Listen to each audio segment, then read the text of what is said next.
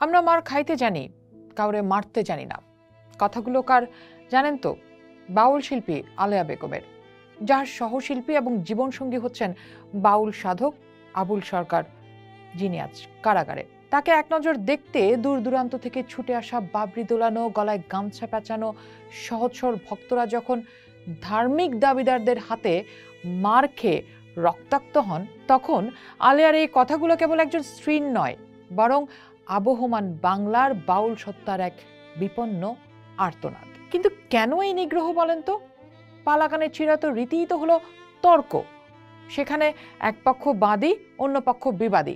হ্যাঁ, আমাদের প্রজন্ম বা পরের প্রজন্ম হয়তো এই জিনিস কখনো দেখেনি, কিন্তু আবহমান কাল ধরে তো তাই হয়ে আসছে পালাগানে। গানের খাতিরে তর্কের জমজমাট আসরে খোদা বা রাসূলকে নিয়ে শয়তান বা নাস্তিকের জবানিতে প্রশ্ন তোলা হয়, যার দাঁত ভাঙ্গা জবাব প্রতিপক্ষ দেয় ভক্তি আর যুক্তি দিয়ে। অথচ একটি সুবিধাবাদী গোষ্ঠী গানের সেই উত্তরের অপেক্ষা না করে কেবল প্রশ্নের অংশটুকু কেটে সামাজিক যোগাযোগ মাধ্যমে ছড়িয়ে দিল। অভিযোগ উঠল ধর্ম অবমাননার। যে কণ্ঠ 40 বছর ধরে নবীর শান গেয়েছেন, সৃষ্টিকর্তার মহিমা প্রচার করেছেন, আজ তাকেই দাঁড়াতে হলো কাজ গড়াতে ধর্ম অবমাননার দায়। এখানেই আলেয়া বেগম প্রশ্ন তুলেছেন, যারা মাজার ভাঙে, মানুষ মারে, তারা কি এর মাধ্যমে বেহেশত নিশ্চিত করবে? বাউল দর্শন তো প্রেমের, ভয়ের নয়।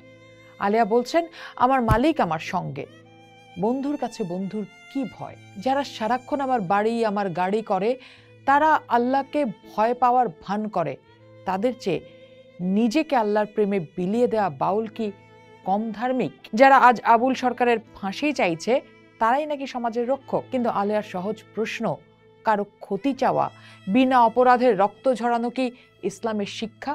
বাউলরা যখন সৃষ্টিকর্তার প্রেমে মগ্ন, তখন একদল উগ্রবাদী ব্যস্ত ক্ষমতা আর আধিপত্যের বিস্তারে। রাজনৈতিক পথ পরিবর্তন, সামাজিক অস্থিরতাকে পুঁজি করে তারা সুফিবাদের শেকড় উপড়ে ফেলতে চায়। আবুল সরকারের জেল হওয়াটা কেবল একজন ব্যক্তির বন্দিত্ব নয়, এ হলো বাংলার সহনশীলতার বন্দিত্ব। জেলে যাওয়ার ঠিক আগে আগে আবুল সরকার আলেয়াকে বলেছিলেন, জেলেও মালিক আছেন, এটাই প্রেম, এটাই ইশারা।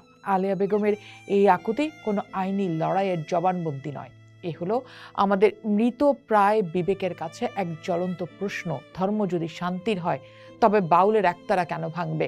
রক্ত আর অশ্রু দিয়ে কি খোদার সন্তুষ্টি মেলে? বাউলরা মার খেতে জানে, হাত তোলে না, কিন্তু তাদের এই নীরব কান্না যদি এখনই আমরা না শুনি, তবে একদিন হয়তো দেখব বাংলা আছে, কিন্তু তার হৃদয়ের স্পন্দন আর বেঁচে নেই। পোস্ট দেখুন, ভাবুন, করুন, পোস্টের সাথেই থাকুন।